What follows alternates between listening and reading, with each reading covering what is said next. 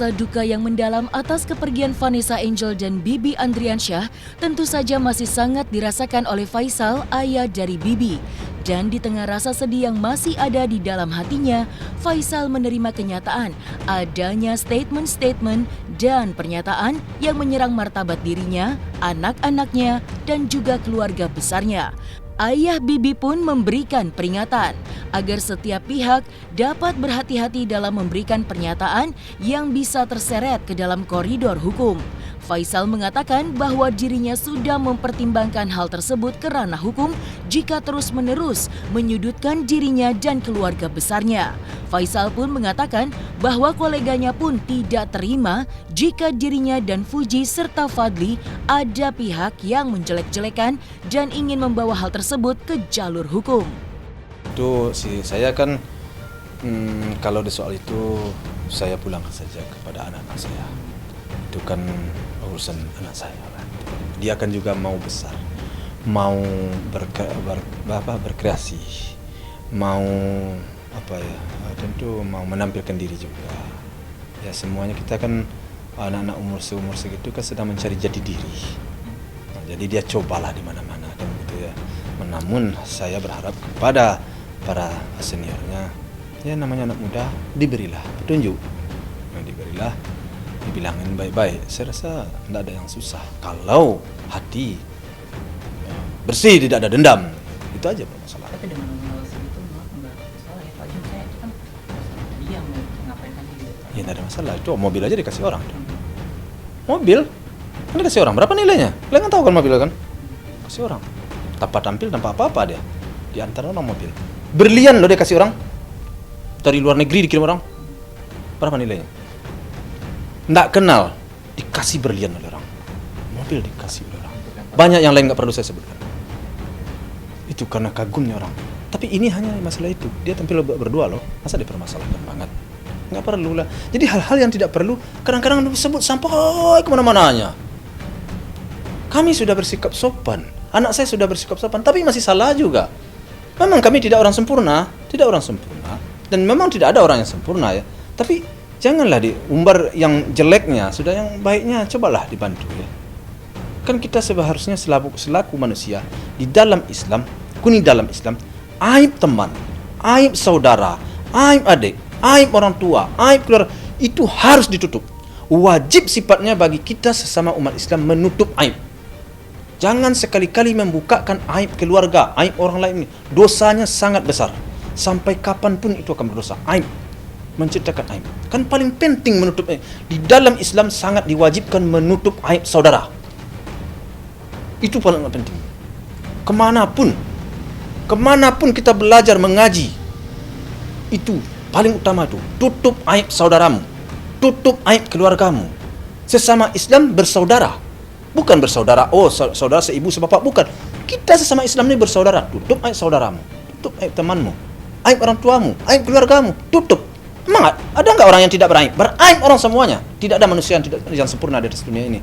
Jadi saya sekali lagi berharap, mari sama-sama kita terapkan ajaran sesuai dengan paham kita masing-masing. Udah selesai, klop, nggak ada masalah lagi semua. Gimana Pak Ji? Otomatis ini kan semuanya kan sedang berjalan. Tentu akan saya bicarakan dengan pengacara kan saya sudah tunjuk pengacara. Semua persoalan-persoalan itu tentu di dalam pertemuan-pertemuan kami tentu kami bahas. Mana yang mencukupi unsur ada hukumnya itu akan lanjut. Tapi mana yang tidak tentu ya akan biarkan. Kalau umpamanya ada aspek hukumnya yang dilanggar, itu kami akan kumpulkan. Kami akan pelajari.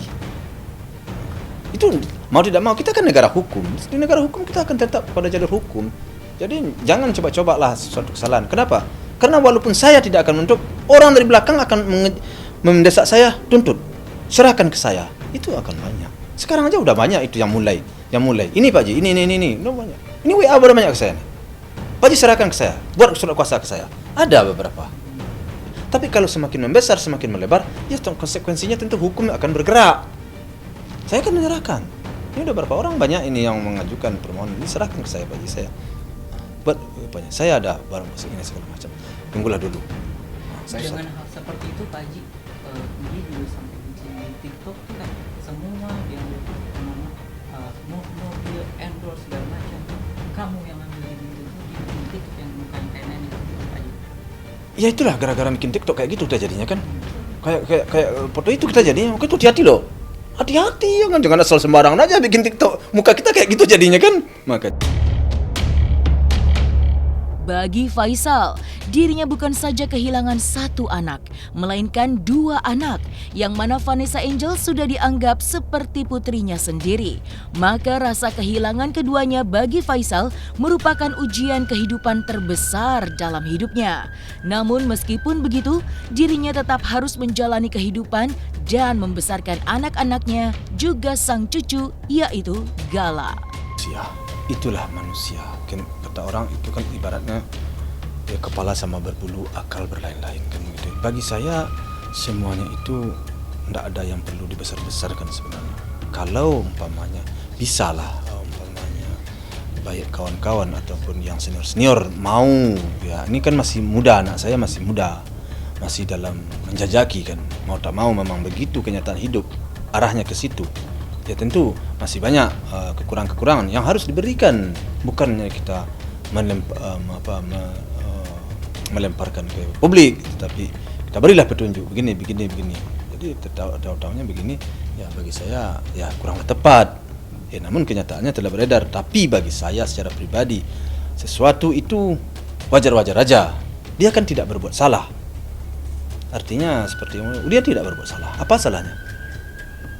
Istilahnya, you mau segini, oke, kan begitu. Tidak ada yang salah kalau menurut saya. Tapi kalau orang lain menganggap salah, kok saya mau bisa berbuat apa? Kan semuanya kan sekarang kan dibalikkan saja. Kadang-kadang kalau udah salah aja semuanya. Saya bingung dah. Jadi fitnah, ini, itu, sekarang dapat. Padahal saya dari awal-awal kan banyak tuh YouTube kan kalian bisa putar kan. Saya apa adanya aja saya. Tapi bagi sebagian orang tetap saya salah. Udah ada tamu datang sini, udah saya terima baik-baik. Tapi saya di sini kadang-kadang merasa, wah ini mau diginikan. Jadi bingung saya. Kenapa mereka mau menghancurkan kami yang tidak ada apa-apa ngapa-ngapain? Siapa yang kami rugikan? Siapa yang kami aniaya? Kayak nih, saya sekarang, istri saya, cucu saya, anak-anak saya. Siapa yang dirugikannya? Siapa yang dianiaya? Kok bisa berbicara begini begitu di dalam media sosial? Kan gak ada yang dirugikan kan? Gak ada yang dianiaya. Tapi selalu fitnah, pertebaran. Kami di anak saya atau saya beberapa kali ya diundang, sempat saya datang, nggak sempat saya nggak datang. Anak saya juga begitu kan. Jadi kalau kami tidak sempat, umpamanya karena kesibukan segala macam, janganlah difitnah kami. Janganlah kami. Kalau kami umpamanya mungkin kegiatan kami tinggal atau apa, ini rugi kami sekian. Ya, kalau lu bayar kerugian kami, mungkin kan ada pertimbangan kan gitu. Jangan kami yang disalahkan. Kami tidak. Kami ini dalam berduka. Sedang musibah besar bagi saya dan keluarga saya ini. Kenapa? Anak kami satu-satunya baru yang besar ini, Febri almarhum, sama istrinya Vanessa meninggal dunia. Jadi kami dalam duka yang sangat dalam ini. Duka kehilangan yang bagi saya secara pribadi, mungkin bagi orang tidak seberapa, bagi kami adalah ini barang yang tidak ternilai harganya. Dan ini adalah mereka itu berdua, apapun kata orang, tapi bagi saya dan keluarga mereka berdua adalah kebanggaan bagi kami. Iya, alhamdulillah sih dikirim orang dari Berlian. Ya, bagi saya sih itu tidak perlulah dibesar-besarkan. Kenapa? Memang itu rezeki dia. Istilah orangnya rezeki anak baik gitu aja lah. Iya, kadang-kadang dia udah berbuat baik. Kadang-kadang kan ada juga beberapa orang yang enggak tahu lah, kalau kata orang sekarang enggak senang ya, sirik kata orang ya. Dia udah berbuat baik, cuman dibalikkan faktanya. Ada itu beberapa ya yang saya merasakan sekali. Bukan seperti itu persoalannya, tapi dibalikkan faktanya. Aduh, kok sampai begitu ya kan gitu. Jadi saya miris juga. Seharusnya pihak-pihak yang mau ngomong, yang mau berbicara, seharusnya mempelajari dulu persoalannya. Ini belum tahu siapa Puji, belum tahu siapa Gala, dia udah ngomong, udah bikin ngomongan begini begitu, belum tahu persoalannya, jadi asal posting aja saya lihat. Memang ada beberapa ya saya lihat, saya baca, ya saksikan. Dia nggak paham siapa Puji, siapa ini, apa hubungannya, apa belum dipelajari, belum tahu persoalannya. Tapi dia udah ngomong, kadang-kadang udah udah memberi suatu statement apa nama istilahnya ya kepada anak saya yang tidak pantas. Itu kan membuat kita depresi juga kadang-kadang. Makanya anak saya kadang-kadang kecewa ya. Saya bilang ya lah itulah biasalah itu kalau saya bikin orang. Depresinya awal-awal memang depresi dia karena terlalu banyak pojokan-pojokan juga ya. Sedangkan dia nggak seperti itu berbuat. Nah, sehingga saya juga meluruskan. Ya saya nggak ada begitu Pak, ada begini Pak. Saya tujuan saya baik, ya, tapi orang begini ya itulah namanya manusia. Ada yang baik, ada yang enggak. Ya jangan ditanggapi bilang saya. Yang penting kita selalu ya positif lah, positif thinking. Di tengah rasa duka yang mendalam, Faisal mengatakan bahwa banyak pihak yang menghibur dirinya agar tidak terus larut dalam kesedihan ditinggal anak dan menantu tercintanya. Namun meskipun banyak pihak yang memberikan penghiburan kepada dirinya dan keluarga besarnya, di dalam hatinya masih merasakan ganjalan. Lantaran besannya, Dodi Sudrajat tetap akan menjalankan rencananya untuk memindahkan makam Vanessa menjadi satu liang lahat dengan makam Ibunda Vanessa.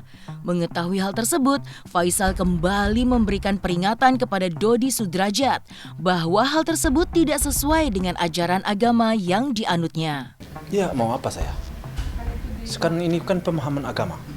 Bagi saya apa yang dilarang agama saya tidak akan pernah melakukan. Kalau bisa saya tidak akan melakukan. Agama itu kan begitu. Agama itu dalam menjalankannya kalau dilarang agama ya kita jangan lakukan. Kalau kita lakukan kan tidak ada yang melarang. Paling kita berdosa kan gitu kan. Jadi pemahaman agama itu seperti itu. Kecuali sudah merugikan seseorang menganiaya seorang itu baru masuk hukum positif. Kalau di kepercayaan agama kita, setahu saya ya seperti itu. Umpamanya sekarang ini nggak boleh umpamanya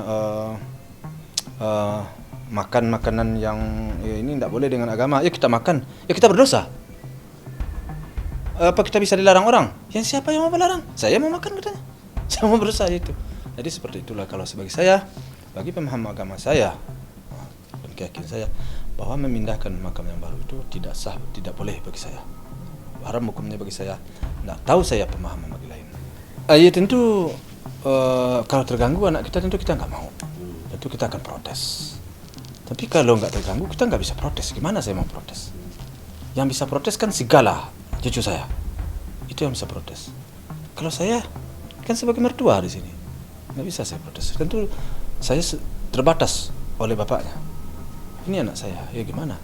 Tapi menurut agama, keyakinan saya bahwa itu tidaklah baik, tidaklah benar.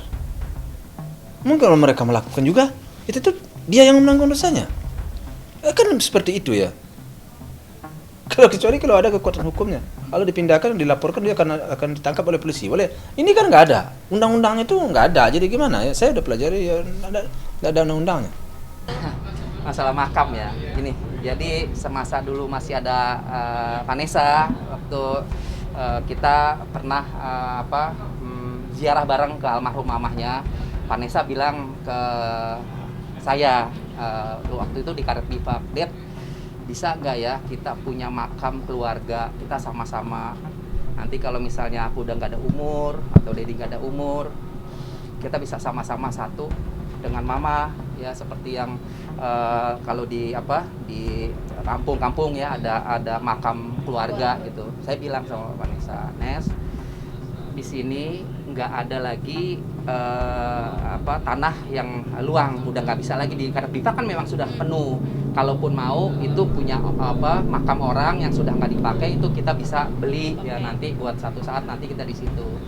Nah jadi keinginan almarhum Vanessa itu pernah bicara begitu dengan saya pada saat waktu kita sama-sama nyekar ziarah ke makam. Tapi kalau alasan utamanya hanya sekedar wasiat karena mimpi minta dikuburkan, jangankan sekedar mimpi ya. Kalaupun ada orang yang berpesan sebelum dia meninggal ingin dikuburkan di sini, ingin dikuburkan di sana, selama itu sifatnya bukan terkait dengan urusan materi dan harta yang ingin diwariskan atau diwasiatkan, maka mimpi itu atau wasiat itu boleh dijalankan, boleh tidak. Dalam permasalahan pemindahan makam Vanessa Angel dan juga Bibi, almarhum Vanessa Angel dan juga almarhum Bibi, maka jangan lagi melihat keuntungan, jangan lagi melihat pertikaian, tapi kemaslahatan. Seandainya pemindahan itu bertolak belakang dengan agama, maka jangan